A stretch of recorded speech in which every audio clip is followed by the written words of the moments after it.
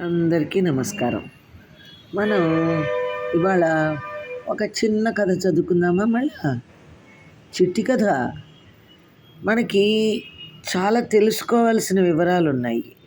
వాటిల్లో మనం రోజుల్లో ఎలా బతకాలి అనేది కూడా తెలుసుకోవాలి కదా!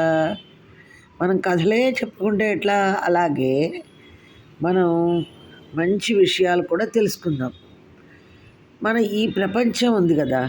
ఈ మొత్తం ఈ యూనివర్స్ అంతట్లోనూ మనం డబ్బులిచ్చి సంపాదించలేని సంపదలు 2 ఉన్నాయి. అవి ఏంటంటే డబ్బులిచ్చి కొనుక్కోలేము వీటిని. ఒకటేంటంటే మనశ్శాంతి. రెండోది సంతృప్తి. నాకింత చాలు. ఇవాళ నేను ఇంత తిన్నాను. ఇవాళ నేను ఇది కొనుక్కున్నాను. ఇంత చాలు అనే మనశ్శాంతి, సంతృప్తి 2 ఉండాలి. అవి గనక ఉన్నవాళ్ళు బాగా ప్రతి టైంలోనూ ప్రతి సెకను మంచి ఆనందం అనుభవించగలరు. మనకి ఆనందమే కదా కావాల్సింది. మనకి వాటి వలన డబ్బు వస్తుంది, చదువు వస్తుంది, ఇవన్నీ వస్తాయన్నమాట. అందుకని మనం ముందు నేర్చుకోవాల్సింది సంతృప్తిగా ఉండటం, మనశ్శాంతిగా ఉండటం నేర్చుకోవాలి. ఈ రెండింటినీ సంపాదించుకున్న వాళ్ళు ప్రతి క్షణం అఖండమైన ఆనందాన్ని అనుభవిస్తారు. ఇవి సంపాదించుకోవడానికి కష్టపడక్కర్లే, ఎంతో ఆనందంగా సంపాదించుకోవచ్చు. మొదటిది కులదైవం. అంటే మన ఇలవేల్పు ఎవరో దేవుడు ఉంటాడు, వెంకన్నో వెంకటేశ్వర స్వామో, లేకపోతే ఇంకొక శివుడో, లేకపోతే ఇంకొకరు ఎవరు ఉంటారు కదా, లక్ష్మీదేవో ఎవరో ఉంటారు. వాళ్ళ నామస్మరణ రోజు చేస్తే చాలు, ఆ వెలకట్టలేని 2 సంపదలు ఇస్తూ ఉంటారు. ఆధ్యాత్మికత అనే సరస్సులో నామం అనే రాయి వేసి శబ్దం చేస్తే తరంగాలు మొదలవుతాయి. మనం ఒక నీళ్ళలో రాయి వేసామనుకోండి, అలలు ఎలా వస్తాయి? చుట్టూతా ఇంత దూరానికి పాకుతాయి. అట్లాగా మన మనస్సులో నామం చేయటం మొదలు పెడితే ఆ నామం యొక్క తరంగాలు అంతటా వ్యాపిస్తాయి అన్నమాట. ఆ తరంగాలు మనసంతా వ్యాపించి శరీరం అంతా నిండిపోతాయి. ఏ నామాన్ని అయితే మనం స్మరిస్తున్నామో ఆ దేవుడికి సంబంధించిన రూపాన్ని మన మదిలో నిలుపుతాయి, మన మనసులో నిలుపుతాయి. నామం అనేది ఆధ్యాత్మిక శబ్ద తరంగం. ఓం వెంకటేశ్వర స్వామి ఉన్నాడు.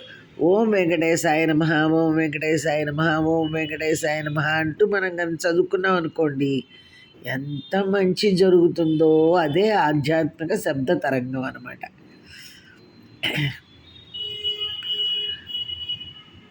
బెల్లం బెల్లం అంటే బెల్లం రుచి మనకు తెలియదు. తేనె తేనె అంటే అది కూడా మనకు తెలియదు.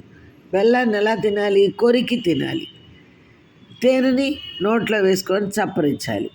అప్పుడే ఆ మాధుర్యం మనకి తెలుస్తుందనమాట. అందులో తీపి ఎంత ఉంది ఏమిటి అనేది నోట్లో వేసుకుంటే కదా తెలిసేది. దైవనామం కూడా అంతే. దైవం వేరు కాదు, ఆ దైవనామం దైవము వేరు కాదు. ఆ పేరు స్మరించగానే, ఆ పేరు తలుచుకోగానే ఆ దేవుడు మన దగ్గర ఉంటాడు. అది అనుభవంతో వస్తుందన్నమాట. మన దగ్గర ఉన్నాడా లేదా అని మనకే తెలుస్తుంది.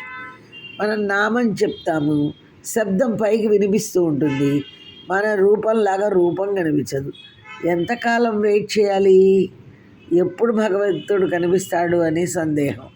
అందుకే కొంతకాలం నామస్మరణ చేసి విసిగిపోయి విడిచిపెట్టేస్తారు చాలామంది.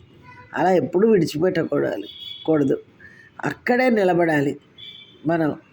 దైవం ఒక అనుభవం.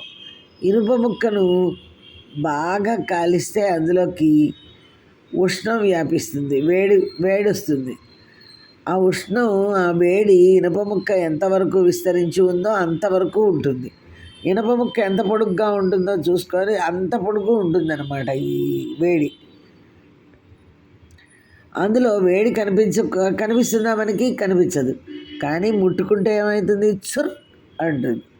నామస్మరణతో మనసును పదే పదే భక్తిపూర్వకంగా సాధనలో ఉంచుతూ ఉంటే దేహమంతా ఆధ్యాత్మిక తరంగ ప్రవాహంగా మారిపోతూ ఉంటుంది.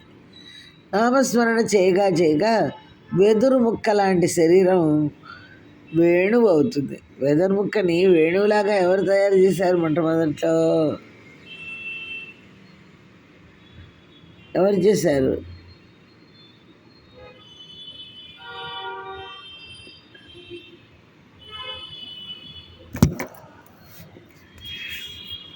అప్పుడు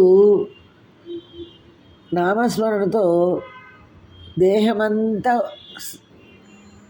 ఆధ్యాత్మిక తరంగ ప్రవాహంగా మారిపోతూ ఉంటుంది.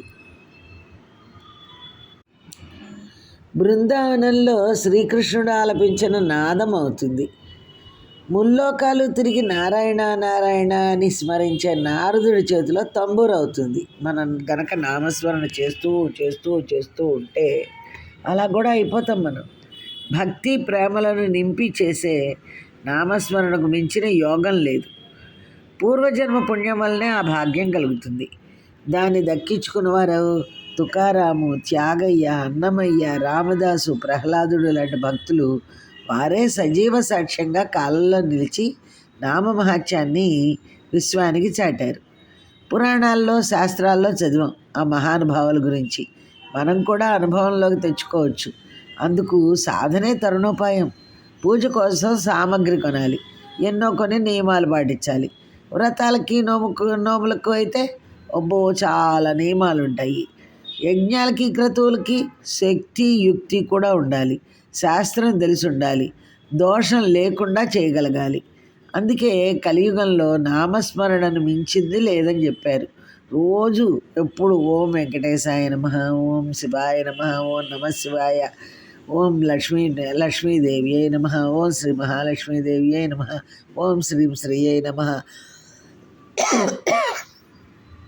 ఇటువంటి నామాలు చేసుకుంటూ మనం ఆధ్యాత్మికతతో ముందుకు వెడుతూ ఉంటే మనశ్శాంతి ఇంకా ఏం దొరుకుతుంది చెప్పండి? మనశ్శాంతిను సంతృప్తి దొరుకుతాయి. మనం గనక ఇలా నామం చేస్తూ గనక వెడుతూ ఉంటే ఎక్కడ ఉన్నా ఏ పని చేస్తున్నా మనసును లగ్నం చేసి నామం స్మరించుకోవచ్చు, నామం చేసుకోవచ్చు. పనికి ముందు పని చేసుకుంటూ నామం చేసుకోవచ్చు. పని తర్వాత మళ్ళీ నామం చేస్తూ ఉండొచ్చు. ఆ చేసే పని పవిత్రమవుతుంది. అందులోని దోషాలు హరించిపోతాయి. అందుకే మీకు తెలుసో తెలీదో మన పెద్దవాళ్ళు ఉన్నారు, అమ్మమ్మలు నాయనమ్మలు వంట చేసేటప్పుడు కూడా నామం చేస్తూ ఉండేవారు.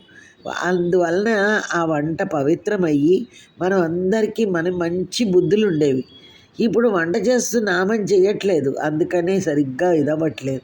వంట చేస్తూ కూడా నామం చేస్తూ ఉంటే ఆ మనం తినే పదార్థం మంచిగా పవిత్రం అవుతుందన్నమాట, దోషం లేకుండా అవుతుంది. ఆ విధంగా చేసే కర్మ భగవదర్పణ కర్మ అవుతుందని భగవద్గీతలో చెప్తున్నారు. ఎవరి పేరు వాళ్ళకి ఇష్టం. మనందరికీ మనల్ని సృష్టించిన వాడి పేరు ఎందుకు ఇష్టంగా ఉండదు? తప్పక ఉంటుంది. భయంలోనూ బాధలోనూ సుఖంలోనూ సంతోషంలోనూ పాలలో తేనెను కలుపుకున్నట్లు జీవితంలో నామాన్ని కలుపుకోవాలి. దైవం ఎప్పుడూ మనతో కలవడానికి త్వరపడుతూనే ఉంటాడు. నామస్మరణ ఈరోజు మొదలు పెడితే ఇప్పుడే ఆయన మనకు చేరువవుతాడు, సందేహమే లేదు.